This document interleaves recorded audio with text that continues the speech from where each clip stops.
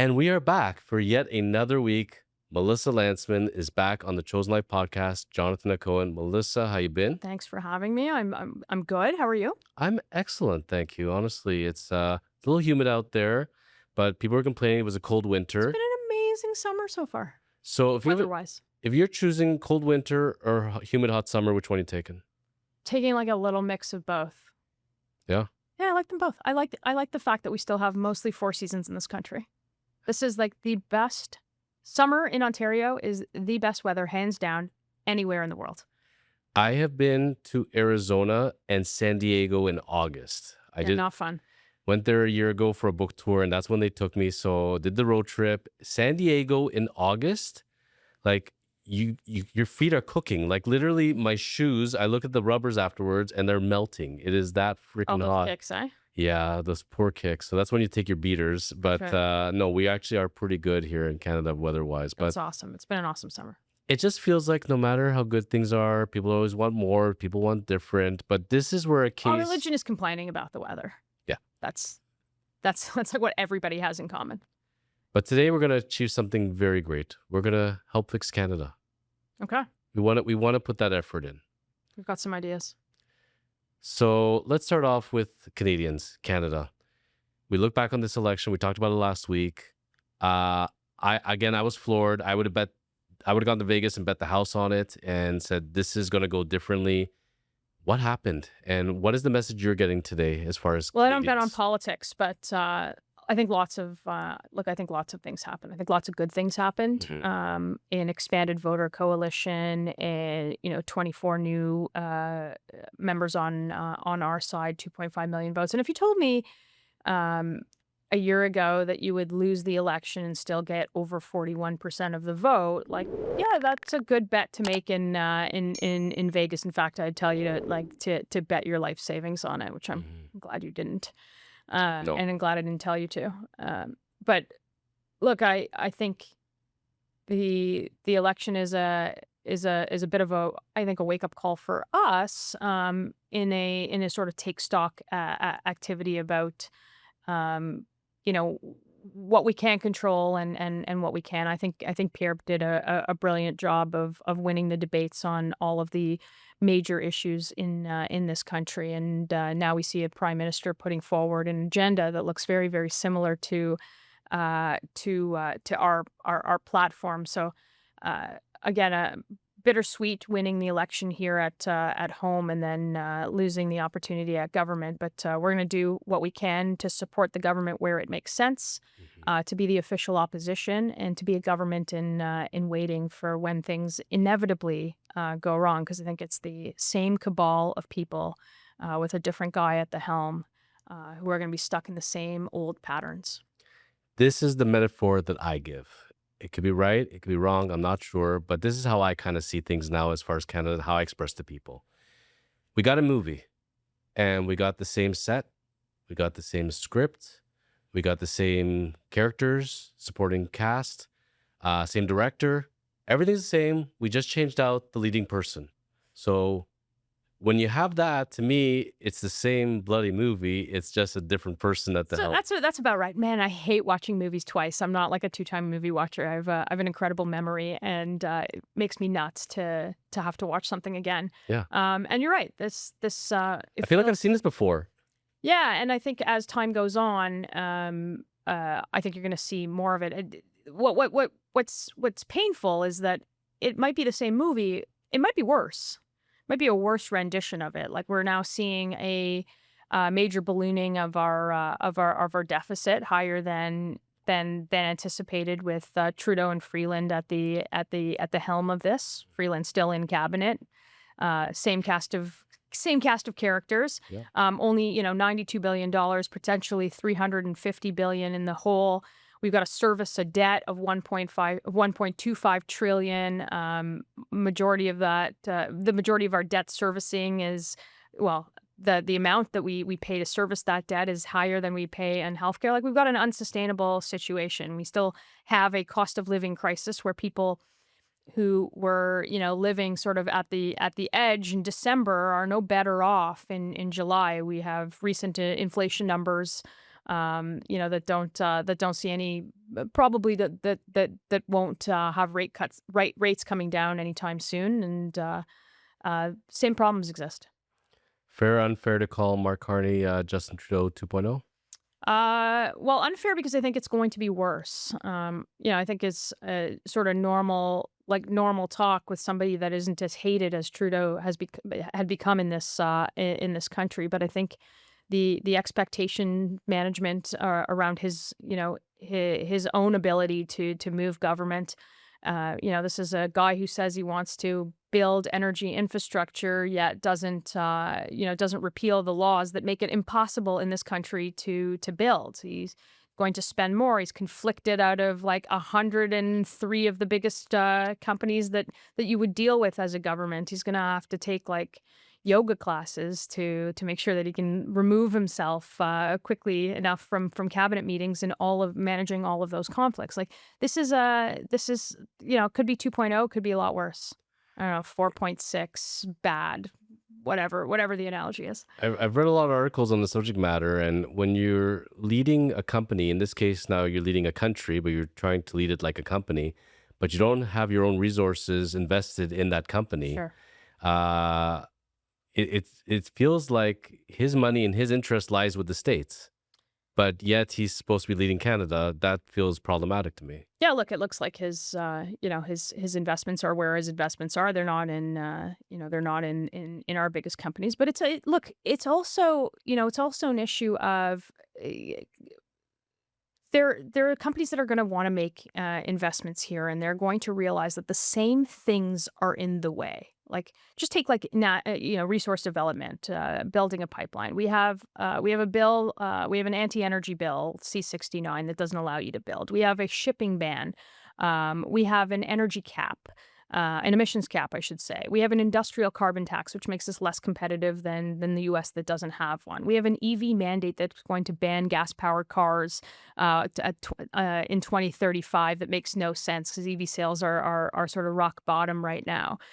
We have a capital gains tax, and we think we should get rid of it if you're going to invest that back in Canada. There's so many things that you could do, and we want to see him do them. When he does, we'll support those, but he's passing laws to get around the things that exist rather than tearing down the barriers to that development. So, like, that's going to be the biggest Achilles heel. A guy who's going to say that he has nothing to do with the last government, even though he was an advisor in the last government.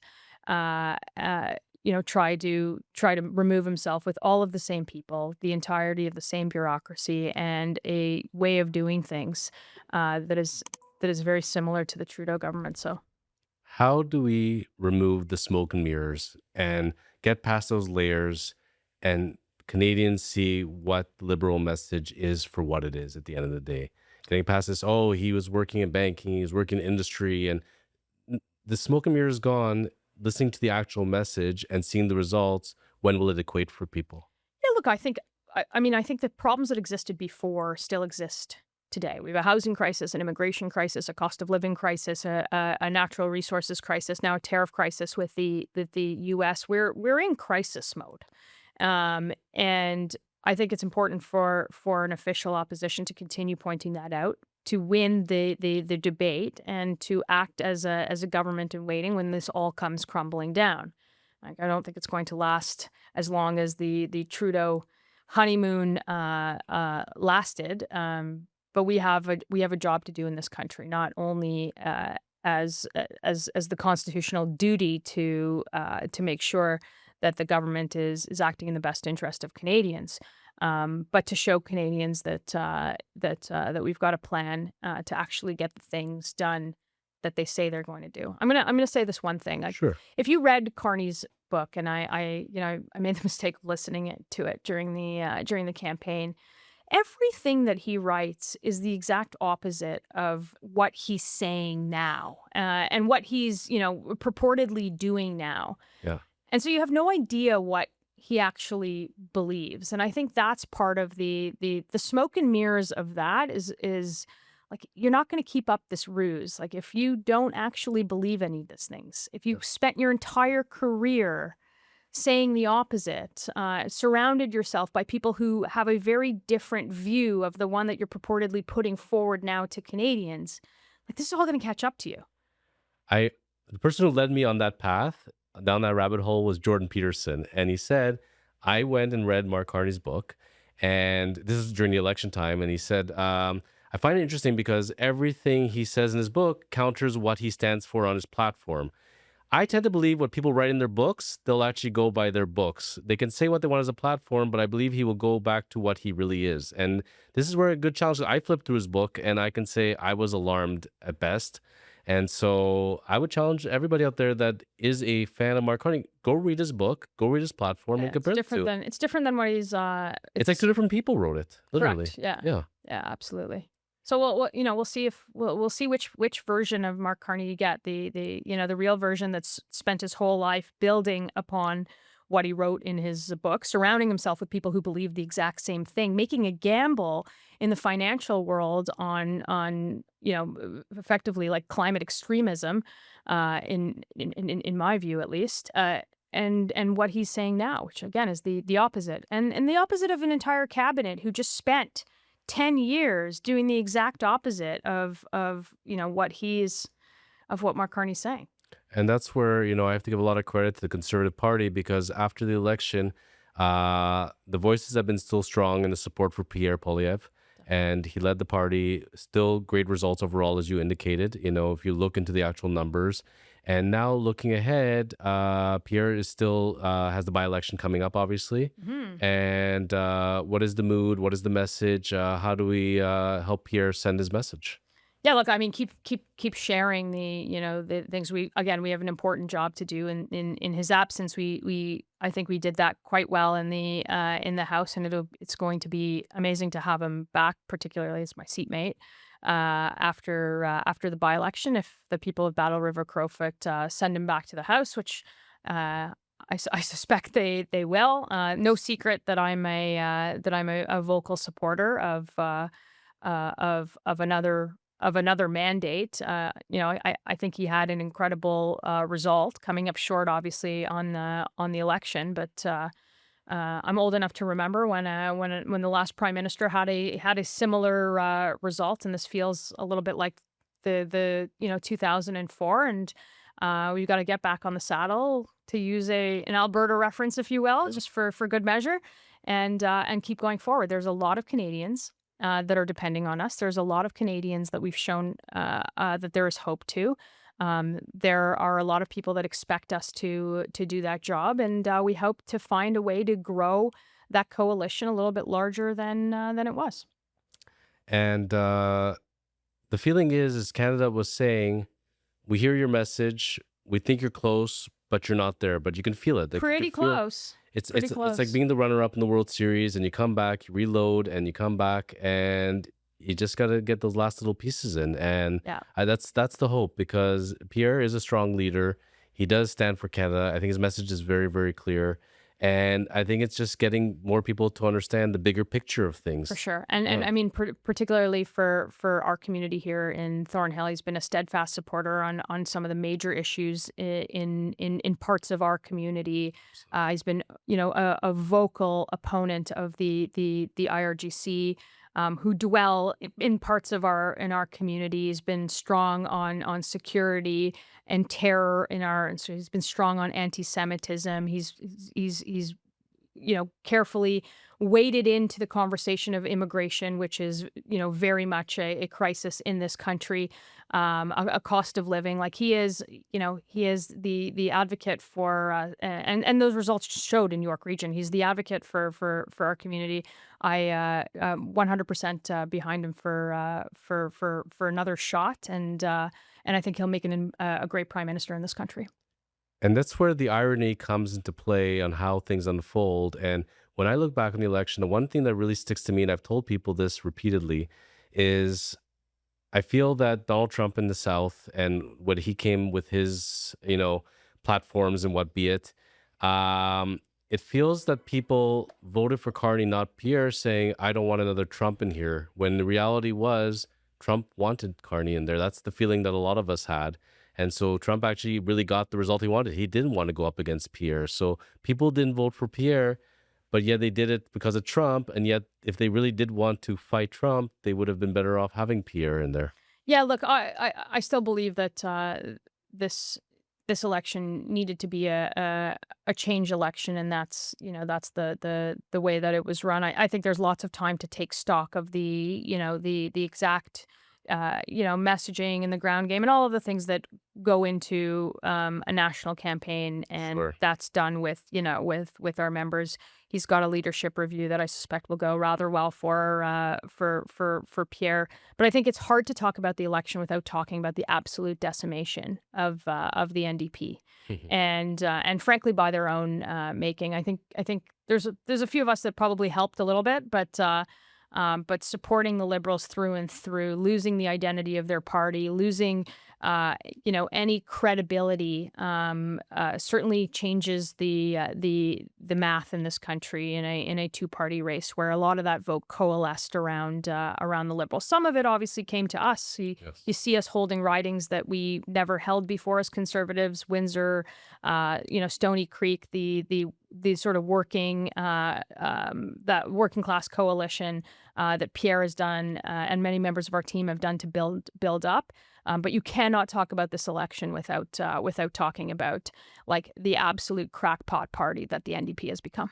Well, it felt like I'm gonna stay in there till I get my pension. I'm gonna mail this in. I didn't hear any messages really from their leader, and I think he was happy to go at that point. Yeah, look, It's I don't know that they had any like discerning message at all, and I think this party has been like frankly taken over by the absolute like crackpots in their coalition. I'm not afraid to say this Yep. about the NDP. It is like an absolute shadow of what it once was, what it once stood for. And I don't think that anybody, and none of their seven members know about its future. Like I hope for the sake of the country they smarten up because there's going to be a lot of progressives that run away from them voting for liberals, and hopefully they have somewhere to go that isn't like an insane insane third party that stands for nothing. Because if they had not stood with them and assisted throughout this process, we would have been in a very different They spot, this assisted country. with Yeah, absolutely getting yeah. nothing and leaving, leaving the progressive voters that were once, stalwart party members with nowhere to go, with like absolute abdication of leadership. Like they have lost their way, and I'm not surprised to see the insanity that I see daily out of the NDP today. And it's gonna take them many, many years to rebuild if they even can. That's hard to come back from. We'll leave that punditry to to them. But today they're shadow of what they once were, and that has benefited the Liberals greatly. Well, if the Conservative Party was, let's say, things were to change all of a sudden, an election was held tomorrow, and Canadians said, enough is enough. Sorry, we made a mistake here. Please assist us. Where would you begin? Where would you start fixing Canada?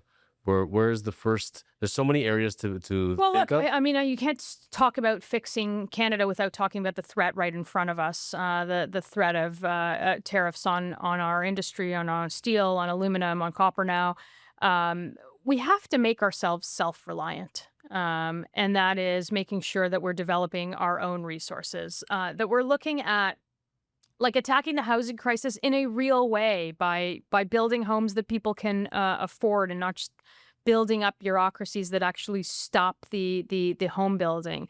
We have an immigration crisis. The numbers need to come down in this country. We need to take security and vetting seriously, and we need to go back to a consensus system that we once had where we brought in the best and the brightest in this country. All of those things. I don't think there is one thing that you need to fix. I think that there are a lot of things that you need to fix, and I'm hopeful that that you can get this country back on track where young people, who by the way are facing the highest unemployment rates that we have seen since the early 2000s, Yeah. have a future in this country where they can buy a home and get a job and do all of the things that were probably in slightly different cohorts, but that we did. Yeah. And that's where I've spoken to young professionals in other countries, especially in the United States, that said, you know what, want to change. We're thinking about looking at Canada. And they said, wow, so there's a foreign buyer ban. We can't own homes there. Then we're getting taxed to this kind of level. We can't invest in businesses because then there's massive taxes ramifications that way. How do we incentivize people to say, come to Canada? How do we create Well, this there's the roadmap for incentives them? to come to Canada, and certainly like a mix of taxes, and there are those who we need to incentivize to stay in Canada. Like we have to convince our own young people to want to stay here. And there's like this country is amazing, and there's lots of reasons why you'd want to be Canadian, like your connections to people and family. But if you're looking at it from a purely economic point of view, like can I buy a home? Can I raise a family? Can I do all of the things that my parents did before me? The answer is like a square no. So not only do we have to incentivize through through lower taxes and more money for work, um, we with better wages, we've got to incentivize with a cost of living that makes sense for a young person to want to build a life here. So we ended off last week, Melissa, with a message to Thornhill. Now we're talking to Canada.